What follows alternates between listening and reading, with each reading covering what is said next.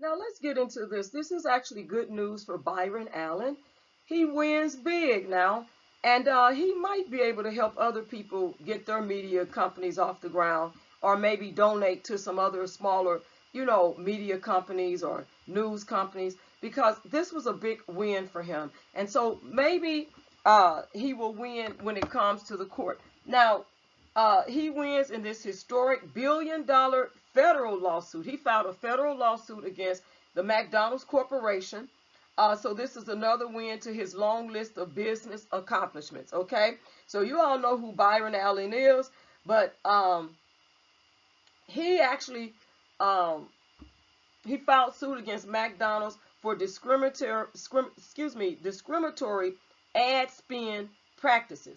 Now, although the fast food conglomerate moved to have the suit dismissed because McDonald's wanted the suit dismissed, the suit was filed May 20th, 2021 against McDonald's Corporation. They wanted it dismissed. A ruling declared that the $10 billion case will move forward. So this is the big win for Byron Allen, that they did not miss the case against McDonald's Corporation. Now, we know a lot of people eat at McDonald's. And so I'm going to tell you about this lawsuit, and I'm going to tell you what the article says, okay? The Allen Media Group, AMG, will now go on and try to prove in court that McDonald's violated civil rights laws by purposely choosing not to advertise on the many platforms that fall under the AMG umbrella, including the Weather Channel. So he's alleging they intentionally did that. They purposely chose not to advertise. And he is a black-owned media company, right? Now, the lawsuit, like I said, was filed initially May 20th, 2021 against McDonald's Corporation, and states that the entity was racial.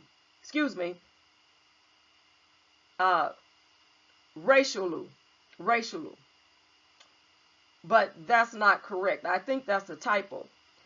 It's racially discriminated, like racially motivated against through a pattern of racial stereotyping,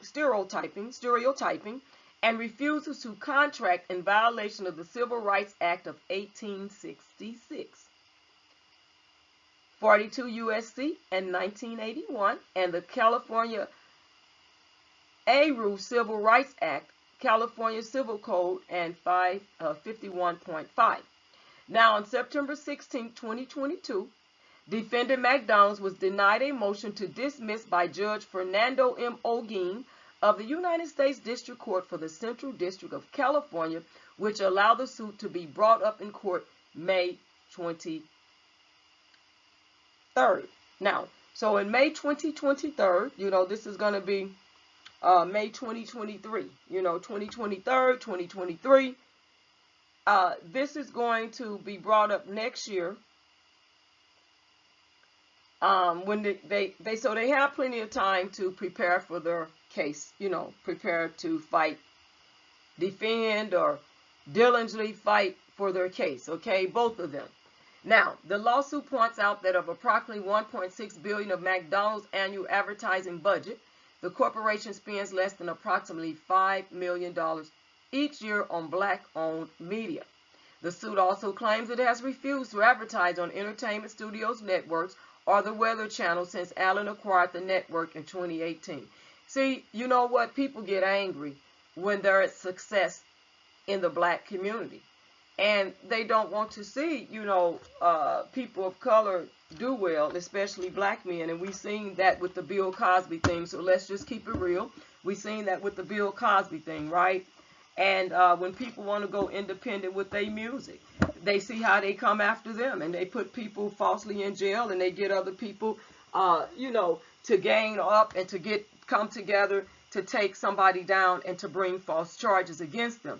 We see a lot of that happens, and so we can't stop talking about it. And so it's almost like whatever news story you do, almost, I'm not saying every, there's a lesson in there that we've already learned, or we've recognized some things that have happened to other people of color or black men, successful, rich black men, and we see that, right?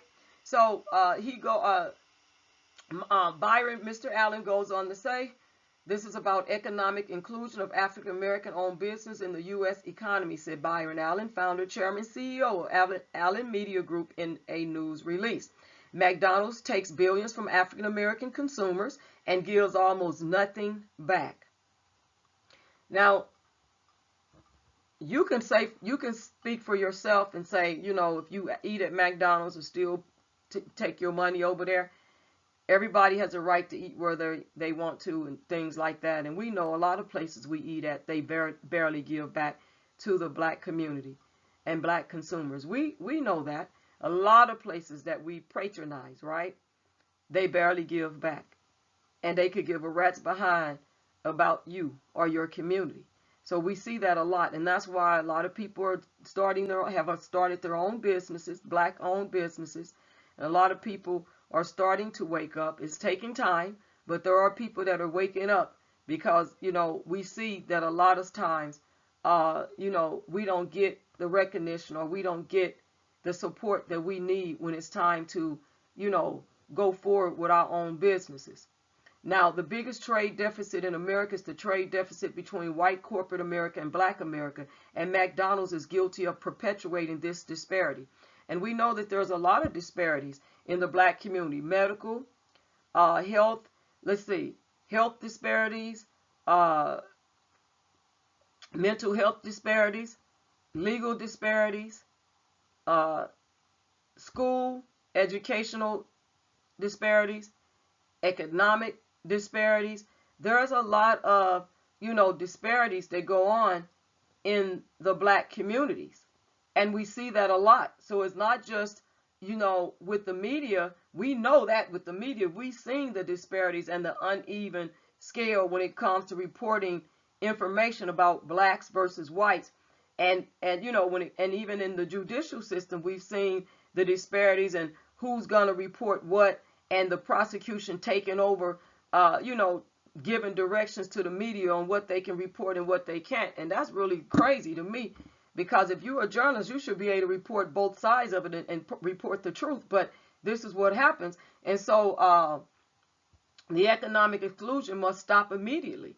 McDonald's CEO Chris Kempczynski got caught sending racist text messages, and McDonald's has been sued by the black franchises, the black executives, the black employees, the black vendors, and 52% of the McDonald's stockholders recently voted to hire a third-party firm to investigate McDonald's for civil rights violations. This is historic, with 3 exclamation marks. Now, did I work for McDonald's as a teenager? Yes, but I worked for a black-owned franchise. The owner was black, and I have to say that. Not that I'm bragging about anything, but at least the owner was black. I'm gonna say at least, you know what I'm saying, of the franchise, because, you know, a lot of times we do go work for other, you know, non-colored people, and this is a lot of times, you know, a lot of stuff go down, and we have to do exceptional and jump through all type of hoops and take unnecessary hostility, unnecessary racial bias and educational bias, and some female bias, if you're a female in management, you know, all type of stuff to prove ourselves. And, you know, just like I was thinking about, Terrell Owens, how he was on that board for, 3 decades or whatever it was, 3 different times before he was put into the Hall of Fame. But then you have Brett Favre out here that's, you know, caught up in a big scandal, big scandal of participating in misusing welfare funds under the Tanner program in the Mississippi Department of Welfare, which was federal and state money, taxpayers' money, our money, and nothing's done yet. But I'm going to get to his video, and I'm going to let you all know about that video on him, because there's something else that happened with that. And I told you I was going to bring you updates as I get them. But anyway, let's keep going. The overt and systemic racism at McDonald's is undeniable and indefensible. McDonald's CEO Chris again, McDonald's Chief Marketing Officer Morgan Flatley, and the board of directors must be fired. So he's saying they must be fired for their bad behavior. Bad behavior. And that's an understatement, you all. Bad behavior, and that's an understatement. And then there are some people that say that McDonald's can spend their money the way they want to. Well, McDonald's has an obligation. So when people say that, McDonald's does have an obligation to do what's right and to support all communities because they are in the community. And there is a big percentage of African American people that do patronize McDonald's. And they do. They go there for, you know, whatever, the cookie, the coffee, you know, the double cheeseburger, the Big Mac, and remember the Mac rib? So they go there for a lot of stuff, you know. And so I don't think that that McDonald's should be able to exclude, exclude a black media. They ought to hold up to what they said, and they do need to do the right thing. Because there's going to be some people that says that they need to stop being racist and they can do what they want with their money, and they trying to force McDonald's and all this stuff to you know, support their company and advertise with them. Well, if you advertising on other channels, you should advertise on the black channels that's black owned, because those are the people that's spending their money at these businesses.